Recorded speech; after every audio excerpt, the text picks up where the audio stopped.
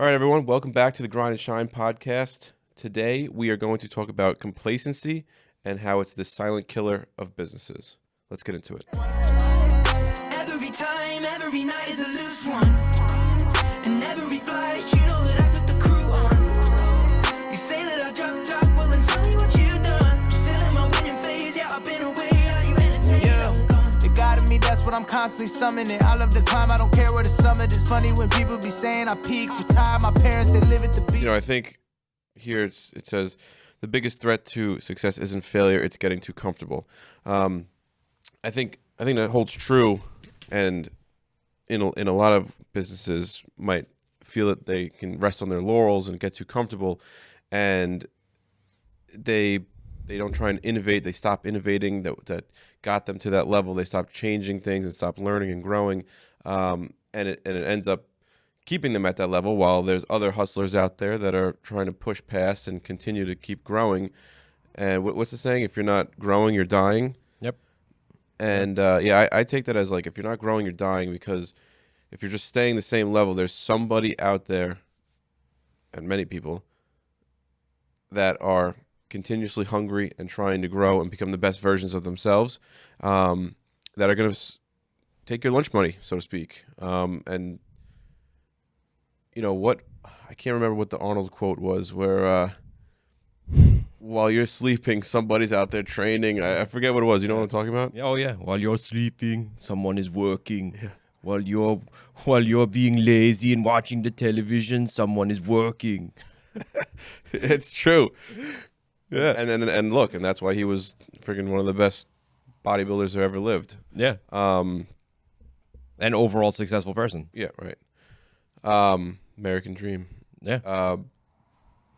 So yeah, I think, you know, staying hungry and not just for money, just staying hungry for education, staying hungry for growth and development, however that comes, just becoming a better business owner, father, husband, friend, just staying hungry on the path to becoming a better version of yourself than you were yesterday, is really what's going to drive you forward in life and let you reach the goals that you might have. Yeah, I would say that, you know, just that the thing that always sticks out in my mind is like, when you fail in anything, you like, you know, riding a bike, business, learning a new skill, whatever. It's like you learn from that failure. If you have the right, you know, mindset, you're going to learn from that failure, and you're going to adapt to all the new knowledge that you've gained from doing that. And essentially that's when you grow. You're growing through the pain. And then when you're in that pain, you're like, oh, I'm so uncomfortable. I don't want to do that again. I don't want to fail anymore. And then you grow, and then you don't fail again. So but you're not learning those same lessons when you have success. So success really is a terrible teacher. And when you're continuously successful because you've learned so much from the failures that you've had, then you're going back and you're just like, well, like, I know what I'm doing. I know what I'm doing. And you just keep going and going and going. And then you're complacent, and then you just start, like you said before, you're just resting on your laurels, and then you don't innovate. You don't show up the same way for your team all the time. And it's just this slow, like, acceptance of all of a sudden the success becomes mediocrity because you're so used to winning. Then it's just like, oh, you know, we're just going to stay here. And then it becomes like this level of mediocrity that is like, it creeps into your life and your business, and you can't do it. And you all of a sudden you're behind. Yeah, no, I think that's a good point. Like, you know, if we were to just have a 100% success rate at anything and everything we did in business, we really wouldn't know what's working and what's not working. Mm-hmm. Just things are working. But it's not until you like have a loss where you could be like, oh shit, okay, that hurt, that stung a little bit. Yeah, not going to touch that fire again. And then you pivot from that and evolve. I know, before I talked about it before, but there was certain things within our company that we were getting, that I personally was falling behind on, and it was making an impact on the business, and it evolved. allowed me to sit back and think about how we can change the way that we're currently doing things, innovate things, and improve on them. And, while that stung and hurt, I touched the fire and I got lazy and lax on some things. I was able to pivot off of that and improve the way that we handle these functions in the business that will ultimately make me a better leader and business owner, while also serving the company to help foster growth and everything like that in the company. But had I not fallen behind on those things, I wouldn't have been able to make that growth shift in the direction that will ultimately, like I said, make me a better person. You had the right mindset too, because you saw that you were falling behind and you were like, "Uh-oh, something's going on, bad." Yeah, but and then it says here, most businesses don't fail because of a big mistake. They fail because they stop pushing forward. There's a really cool TV series on the History Channel. There's a couple of them. It's the men that built America, that start with the Rockefellers and Carnegies and all that. Yeah. Awesome series. The food that built America, McDonald's, Burger King, Pizza Hut, all that, awesome. And the cars that built America, which talks about Ford and all those guys. And the recurring pattern in them, and I encourage everybody to watch it. They're amazing. I try and watch it every time it's on TV, even if I saw it already, because it's just that interesting, is that all of them were, or I should say, none of them were afraid to make a big move or a big, pivot in their company. They were all hungry and they were not complacent. They all kept driving forward, and it wasn't necessarily if some of them stopped growing, like let's just say Blockbuster, they got to a point of being complacent where they stopped growing. But through their growth pattern, and the ones that really won big, were always trying to innovate and trying to think of what's next, what can I do, to improve and give a better product to my client. Really cool show. It's awesome just to learn about history, and I mean, things that work today in business, guys were doing hundreds of years ago. It's the same principles. Yep. And really just, I mean, for me, that show really just like resets me, because they were doing it on a scale of like professional NBA level stuff, and I was just like taking notes. Honestly, it's really, really cool to watch. Yeah, and I think the whole moral of that is that the especially when you mention like a Blockbuster and them somehow, like looking back on it, hindsight's 2020. They're like, how do you not see Netflix as a threat? How do you not, as Toys R Us, see Amazon as a threat? Like that whole thing. So I think it's the we've always done it this way mentality that will really get you in a rut, and you're not. And by saying we've always done it this way, you're going to ignore customer feedback. You're going to use outdated methods. You're going to lower your standards all automatically, because you've just fallen into this like lullaby rocking back and forth of, this is what works. This is what brings in X amount of revenue. This does this, and we could just coast. And that's not going to keep you in the, like, that's going to kill you, because you're letting people innovate all around you based on your successes.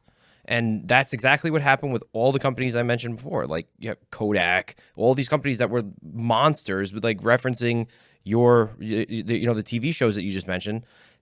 All of these companies were monsters, and the ones that are still here have innovated over and over and over again. Like, look at Costco. They're constantly innovating.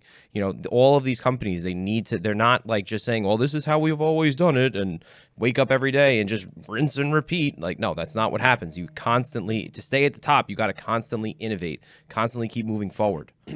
Yeah.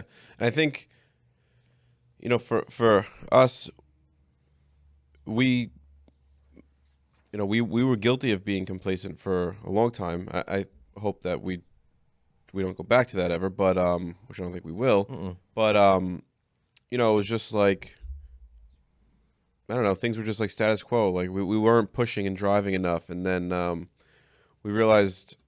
I think it was a maturity thing. As we got older and we started having kids, and our guys got older and they started having kids, we realized like we just have a lot more mouths to feed now. Not it's just I don't want to say we have more mouths to feed. It's just we feel more pressure to You mean like grow we, and us as a evolve. company? Yeah, Yeah. the company, yeah, Right. Us. Yeah. Like I feel responsible. Yeah, I do. Like if you don't feel like I've said this in the past, if you don't feel responsible for your team, then why are you like that's a huge part of it. Then you have no connection to them. You have no because then you're going to be the kind of person that goes out there and is like, "Oh, come join our family, come join our team." And then you don't care about them? Like you don't feel the weight of their kids like needing you to perform to make sure that you're going out and getting work? Like that's not you should be completely reevaluating things, and I've said that in the past. yeah, and I would say that, there's definitely, I think we've covered like, the costs of staying too comfortable, which is obviously, it could be a steady decline. It could be a sharp decline. It could be just like you're mediocre and nobody wants to join your team anymore because you're not the one on the cutting edge of the innovation. Let's talk about now how to not let this creep in, how to make sure that we're ahead of the game. I think one of those things is, you're like I just touched on, you're making growth a non-negotiable. You're going to keep pushing forward, even if it's like, I don't want this to be taken out of the context here, but like, even if you grow a little bit every year, and I'm not talking about like in business, you always want to grow a lot. So, but even as a person, if you grow just a little bit every year, it starts to compound and keep going and going and going, and that'll keep you in the game. It'll keep you going. So I think that that's part of the growth. As we've said before, keep reading, keep learning, keep growing. Surround yourself. Another one is surround yourself with people that challenge you. Don't surround yourself with yes people. I know that we're not. Yeah, no, for sure. If, if what was the saying? If you're the smartest person in the room, you're in the wrong room. You're in trouble. Yeah, You're in trouble. and I think that's really true. Having team members that are pushing you and giving you constructive criticism and feedback, and in a way that will only help the company. I'm not saying surround yourself with A bunch of whiny babies. No. it's it's got to be the right mix of things, but having people push you and kind of give you that nudge to be better is good. You need that. It's like the way I kind of think of it is when I used to do CrossFit. While we were all working out, we were all suffering, together. The workout was hard. Whether I was doing more weight than you, I knew that your weight was hard and heavy for you, and you were struggling just as much with it as I was struggling with my weight. But knowing that you were giving your 100% effort, it made me want to give my 100% effort, because if I saw you keep going, I knew like, oh shit, how I have a little bit more in the tank. Yeah, how can I stop? Look at Anthony. He's still going. I can't stop. So it gives you the push. And there's little competitive. Well, it's friendly competition competition. You want to push each other. You want to keep going. That's the whole. That's the kind of team that you want to build to make sure that you're constantly ahead of the curve. And no, you go ahead. No, I think in a way to stop complacency is to consistently set bigger goals. I think that's very true. At first, I can only speak for us. We were just going through like wherever the wind would take us, and we realized that would only get you to a certain point. And if we really wanted to accelerate our path to success, not just financially, just with everything in life that we want, we need to really get serious and hunker down and set goals and KPIs and start trying to hit those as we go. And that's been a big shift for us. I mean, this year with our team, we've already seen big improvements with the goals that we've been setting and our progress towards those. Yeah, and surprise, surprise, it's the first year that we're really like laser focused on setting hard goals with hard dates. In the past, we've had big goals, but nothing to like, work towards it. And now that we're like lasered, it made everything. It made all the difference. It literally eliminated a lot. I mean, 80 to 90% of laziness and complacency just went like right out the door as soon as you see like I have to do this goal by this date. Yeah. Like you just kept that. This little side note. It really, if you have the right people around you, they really push you towards the accountability and getting things done. So I mean, yeah, I think that, and as we've said in the past, it's like just always be a student, always learn. Because don't like we were saying before, don't do the we've always done it this way mentality. Yeah. It's not gonna work. It's just it's gonna let you just rock back and forth, and you're gonna be in the same boat as you always have been. And I think that in that way you can with all the stuff that we just mentioned, those things will keep you ahead of the curve. You're not going to get it's your best chance of fighting complacency. So I think.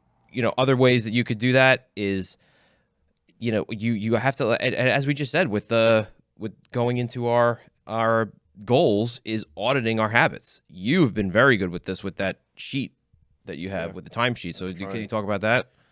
Yeah, it's a little. I know it's much early to stages, start. but yeah, it's very early stages, but it's a little much to start. But I'm basically going through each hour of my day, documenting what I'm doing throughout that hour.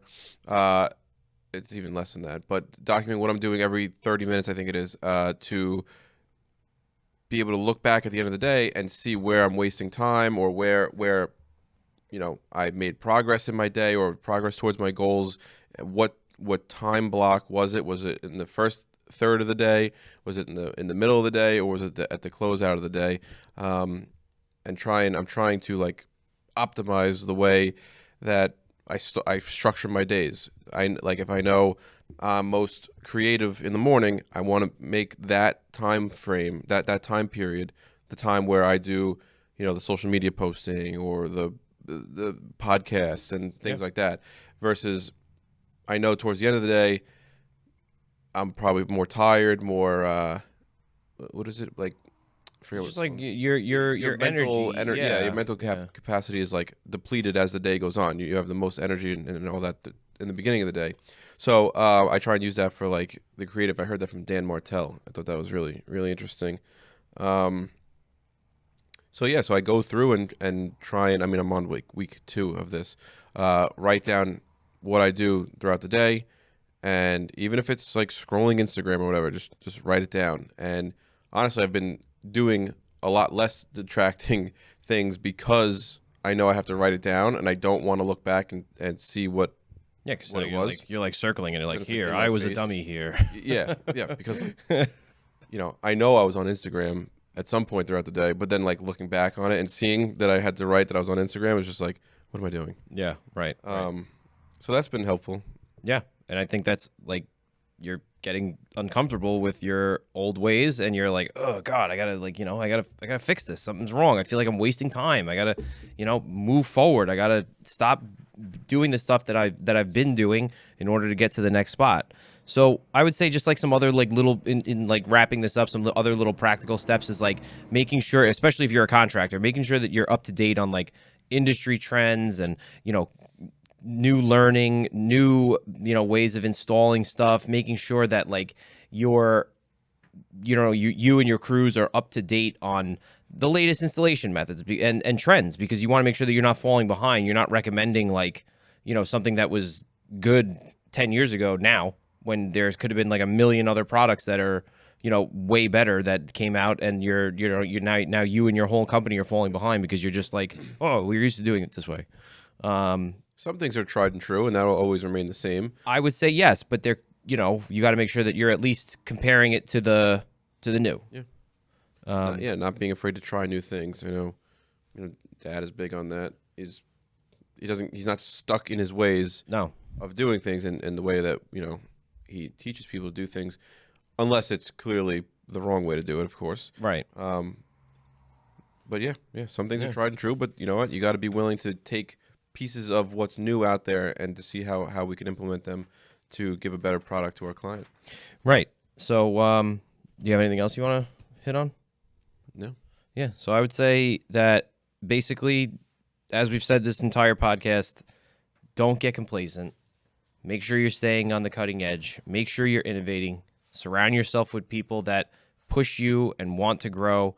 Get in the right mindset about failure so that you're constantly pushing and learning and growing and being on that cutting edge. And do what Nick is doing. Get yourself uncomfortable. Write down, like I have to do it too. Write down what you're doing all day long, making sure that you're auditing your time the correct way. You want to take us out? Let us know, obviously, as always, if there's a topic you guys would love to hear us talk about and you know, what we're going through in our current day-to-day. Let us know how you're trying not to stay complacent and how you're trying to grow in life. We'd love to get new ideas for us and get inspiration. And yeah, if you got any kind of value or enjoyment from Anthony's Arnold Schwarzenegger impersonations, please like, share, comment, whatever you have to do or want to do to help us grow this. Thanks, guys. Don't sit on the hands.